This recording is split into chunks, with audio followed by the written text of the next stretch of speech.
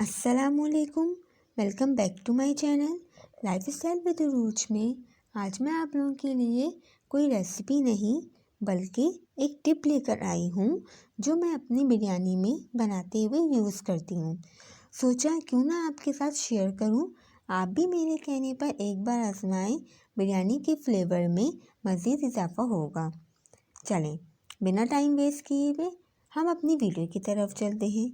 Beef biryani हो या chicken biryani, जब हम दम पर रखते हैं तो मैं इसमें एक मसाला डालती हूँ जिसमें 1 से 2 अदद लौंग, एक बड़ी इलायची, चुटकी भर जायफल जावित्री, इन सब को पाउडर फॉर्म में कर लेती हूँ। तो तकरीबन ये 1/4 टीस्पून के बराबर होता है।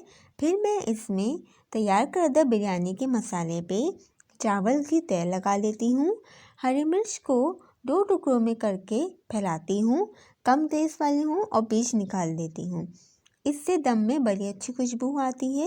और ऊपर से दूध में रंग और केवड़ा वाटर डालकर इसकी भी लेयर लगाती हूँ और ऊपर से जो मसाला तैयार किया है इसको भी स्प्रिंकल करके ढक के दम देती हूँ। फिर गर्मा गर्म बिरयानी सर्व करें, सब तारीफ़ें करेंगे।